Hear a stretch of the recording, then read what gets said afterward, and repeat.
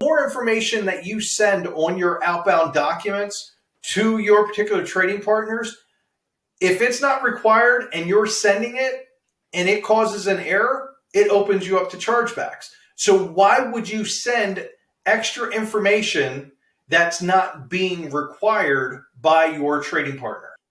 Hey everyone, Jim Gonzalez, EDI support.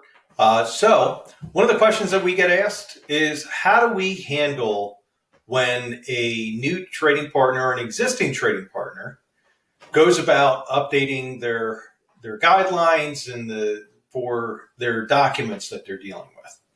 So when that occurs with clients that work with us, what we'll do is we'll actually ask them to put us on as a contact as their EDI support.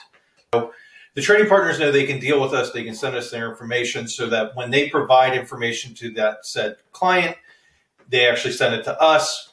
We then review the information. We see if there's any map changes that are needed based on their information that they've provided.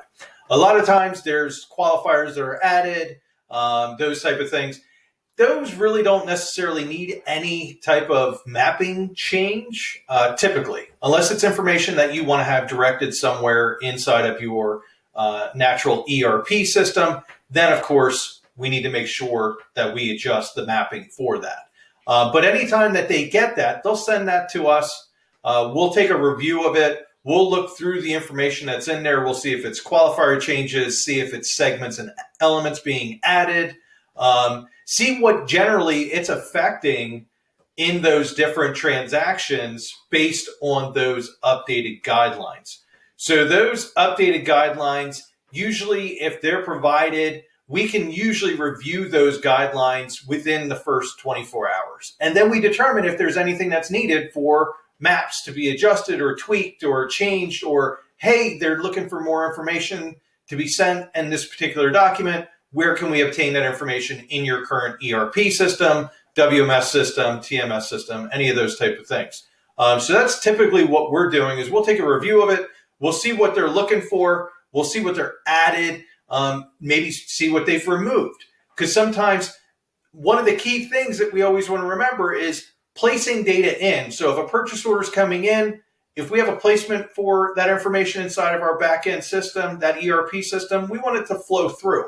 So flowing from the 850 to the 855 to the 856 to the 810, we want that to occur.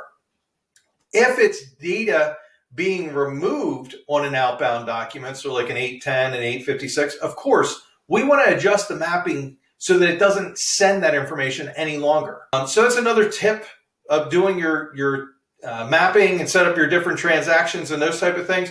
But when it comes to the mapping guidelines, you have to review it. You have to look through it, see what segments and elements have been either added or removed or qualifiers that have been changed, any of those such things, and make sure that it's flowing from beginning to end and any documents that it may affect in that chain of events.